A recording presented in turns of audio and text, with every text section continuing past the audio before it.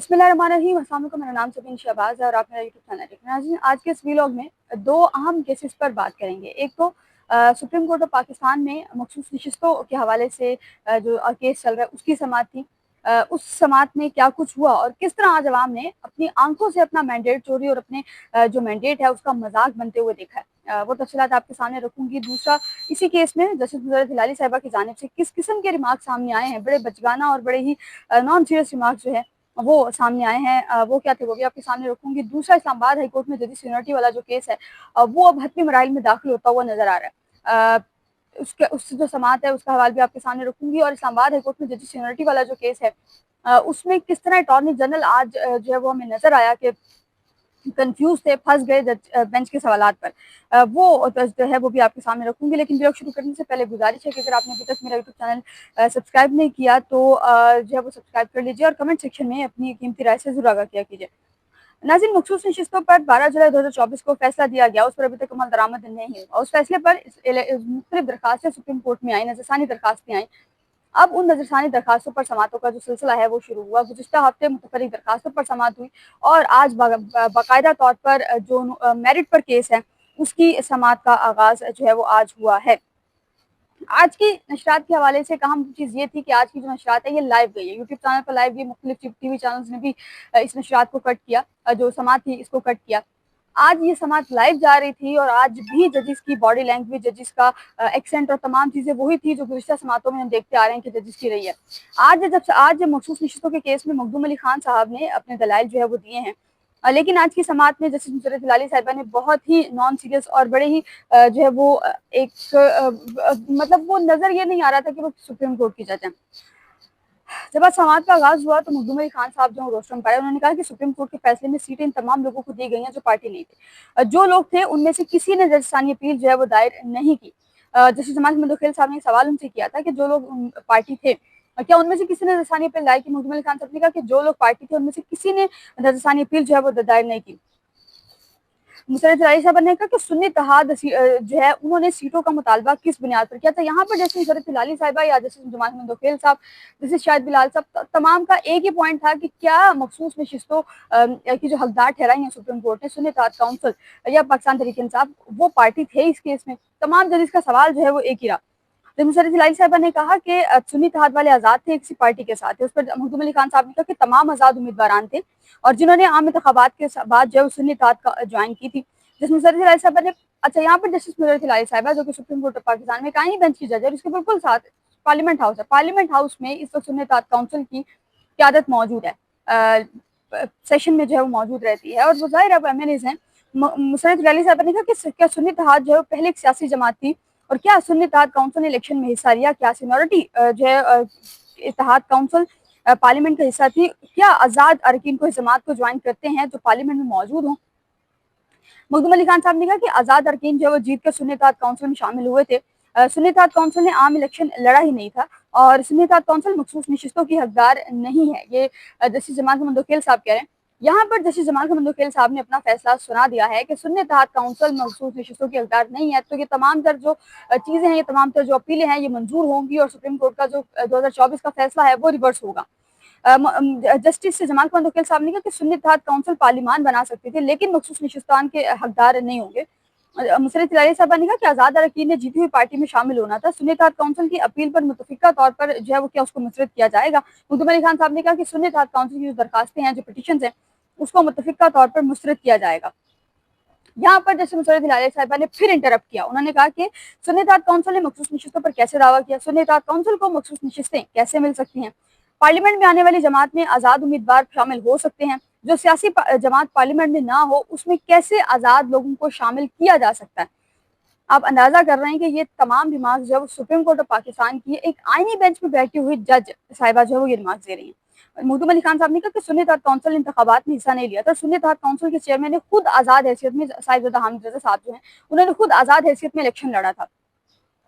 Justice Mohammad Ali mother साहब ने कहा कि अदालत ने इलेक्शन कमीशन के नोटिफिकेशन को कलअदम करार दिया था और जिस पर मखदूम अली खान साहब ने कहा कि अदालत के सामने सुन्नी इत्तेहाद काउंसिल आर्टिकल 185(3) में आए थे और अदालत के सामने इलेक्शन कमीशन का नोटिफिकेशन था।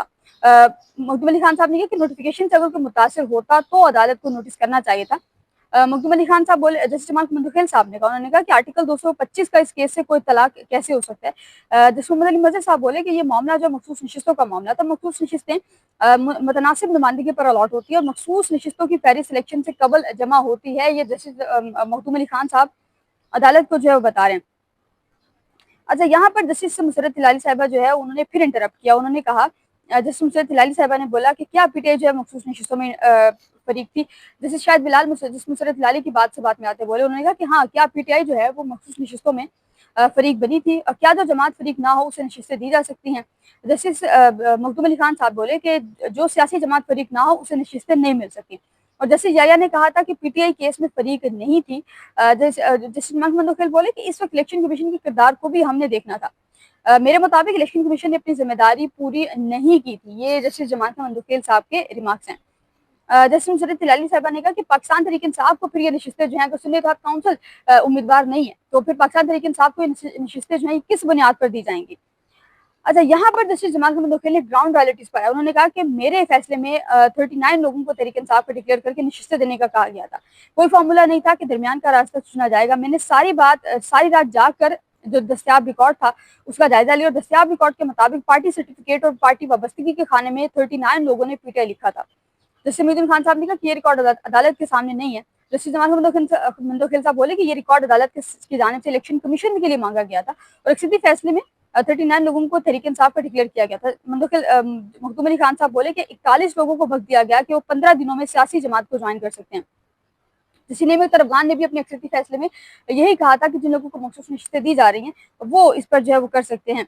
जस्टिस मुसर्रत हिलाली साहिबा ने यहाँ पर ये दिमाग उन्होंने कहा कि पीटीआई जो है वो इस केस में फरीक नहीं थी। मखदूम अली खान साहब ने कहा कि पाकिस्तान तहरीक इंसाफ इस केस में फरीक नहीं थी। दौरान समात मुतफरीक दरखास्त के जरिए पाकिस्तान तहरीक इंसाफ जो है वो इस केस में फरीक बनी है। और फिर चीफ जस्टिस याया आफरीदी ने लिखा कि दौरान समात पीटीआई ने जो है फरीक सालिस के तौर पर मामलत की दरखास्त की थी और चीफ जस्टिस याया आफरीदी ने लिखा कि पीटीआई की नशिस्तें हासिल करने की दरखास्त जो है वो मुसर्रत हिलाली साहिबा ने कहा कि इंतखाबी निशान, मंदुखेल साहब बोले कि इंतखाबी निशान खत्म होने या ना होने से एक जमात का आप उसकी जो एग्जिस्टेंस है वो खत्म नहीं कर सकते। अगर एक सियासी जमात है तो वो सियासी जमात रहेगी, आया उसके पास इंतखाबी निशान हो या ना हो। जस्टिस जमाल मुंतखिल साहब ने कहा कि प्रिजाइडिंग अफसरान ने फॉर्म 33 दुरुस्त तरीके से नहीं बनाए थे और आइन के आर्टिकल 185 में सुप्रीम कोर्ट का दायरा इख्तियार क्या है। ये अदालत हाई कोर्ट के फैसले के खिलाफ अपील का दायरा इख्तियार जो है वो रखती है। मखदूम अली खान साहब जो अदालत को बताया। नाज़रीन, अब इस केस की समाअत कल तक मुलतवी की गई है। कल जो है वो फैसल सिद्दीकी साहब मखदूम अली खान साहब के दलाइल मुकम्मल हो गए। फैसल सिद्दीकी साहब जो है वो कल से अपने दलाइल का आगाज करेंगे। फैसल सिद्दीकी साहब के बाद जो है वो फिर जो दीगर बुकला हैं वो अपने ज़ाहिर दलाइल देंगे। हामिद खान साहब और जो दीगर बुकला हैं और वो अपने दलाइल जो है वो देंगे। दूसरा, आज सुप्रीम कोर्ट ऑफ पाकिस्तान में मखसूस नशिस्तों के सॉरी इस्लामाबाद हाई कोर्ट में जदीद सीनियरिटी के हवाले से जो समाअत है वो भी हुई और आज की समाअत में किसी हद तक हमें जो अटॉर्नी जनरल साहब हैं वो मुश्किल में नजर आए हैं। जब बेंच ने अटॉर्नी जनरल से सवालात पूछे तो अटॉर्नी जनरल के पास बहुत से सवालात ऐसे थे जिसके जवाब अटॉर्नी जनरल के पास नहीं थे। अटॉर्नी जनरल साहब ने कहा कि मैं आर्टिकल 200 जिसमें फैसल सिद्दीकी ने बड़ी डिटेल में बात की है, एक तो उस पर बात करूंगा, 2 पॉइंट्स उन्होंने और बताया कि मैं उन पर बात करूंगा।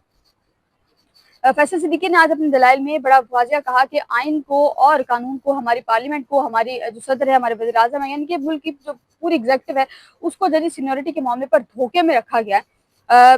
फैसल सिद्दीकी साहब ने जो है वो आज अपने दलाइल में ये कहा है कि तबादला भी हो जाए तो मुस्तकिल जज नहीं हो सकता। तबादला पर वापस जाने के लिए दोबारा जज को है वो दोबारा हल्फ नहीं उठाना, क्योंकि पॉइंट यही था कि अगर एक जज यहाँ पर मौजूद है तो वो दूसरी हाईकोर्ट जाएगा तो फिर उसका तबादला जाहिर है, जब तबादला होगा तो फिर उसको हल्फ भी दोबारा लेना पड़ेगा। यहाँ पर फैसल सिद्दीकी साहब ने कहा कि वो एक हाईकोर्ट से यहाँ पर आ गया वो हल्फ लेगा, लेकिन अगर वो अपनी पेरेंट हाईकोर्ट है यानी कि लाहौर हाईकोर्ट से इस्लामाबाद हाईकोर्ट जा रहा है, अगर वो दोबारा इस लाहौर हाईकोर्ट जाएगा तो उसका हल्फ नहीं होगा। जस्टिस शकील अहमद साहब बोले कि सीनियरिटी लिस्ट यकसा हो तो कोई झगड़ा जो है वो नहीं होगा। फैसल सिद्दीकी साहब ने कहा कि मुश्तरका सीनियरिटी लिस्ट पर सब जजेस जो है वो नतायज से आगाह होंगे। फैसल सिद्दीकी साहब ने आज अदालत को एंड पर जो कंक्लूजन दी है, जो सॉल्यूशन दिया है वो ये दिया है कि अदालत इस मामले को सदर के पास वापस भिजवाए। सदर सीनियरिटी का जो तयन है वो दोबारा करे और ट्रांसफर का जो तयन है वो भी दोबारा करे। ट्रांसफर के हवाले से सदर जो है वो थोड़ी बहुत जो चीज़ों को देखना है वो सदर साहब जो है वो ट्रांसफर की हद तक चीज़ों को देखें। नाज़रीन, अटॉर्नी जनरल साहब आज जब रोस्टम पर आए तो अटॉर्नी जनरल साहब ने कहा कि मैं 3 पॉइंट्स पर अदालत की मौदत करूंगा। अदालत ने अब यह है कि सेक्रेटरी कानून के हवाले से कि सेक्रेटरी कानून पर अटॉर्नी जनरल से ये जवाब तलब किया है। जस्टिस नेमित अरफान साहब ने आज जो है वो बड़ी गरज चमक के साथ इस केस में बोले। जस्टिस नेमित अरफान साहब ने कहा कि बताया जाए कि सेक्रेटरी वजारत कानून कॉन्ट्रैक्ट के कितने टर्म जो है एंजॉय कर चुके हैं और आर्टिकल 200 के तहत जिसका ट्रांसफर मुस्तकिल होता है, आर्जी भी होता है। अटॉर्नी जनरल साहब ने कहा कि आर्जी ट्रांसफर का वो नोटिफिकेशन में जिक्र होता है और आर्जी ट्रांसफर पर जजेस को इजाफी मराद भी मिलती हैं। मुस्तकिल ट्रांसफर पर सरकारी रिहाइश भी मिलती है। टाइम बाउंड तबादला पर जज अपने असल हाई कोर्ट में वापस चला जाता है। अच्छा, यहाँ पर अटॉर्नी जनरल साहब ने अदालत को वाज़ह किया है कि अगर एक जज ट्रांसफर को दूसरी हाई कोर्ट में आता है तो हल्फ लेना उस पर लाजमी नहीं है। अब इस केस की समाअत भी कल तक मुलतवी की गई है और ये वाला जो केस है ये हतमी मराइल में दाखिल हो चुका है।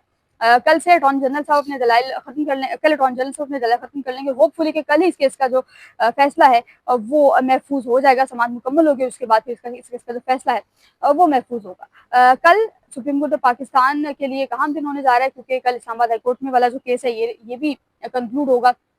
इसके अलावा जो मखसूस नशिस्तों वाला केस है वो भी कंक्लूड होता नजर वो भी जो है वो उसमें भी एक नया चीज़ जो है वो शुरू होने जा रही है। फिलहाल फिल वक्त के लिए इतना ही। मुझे अपनी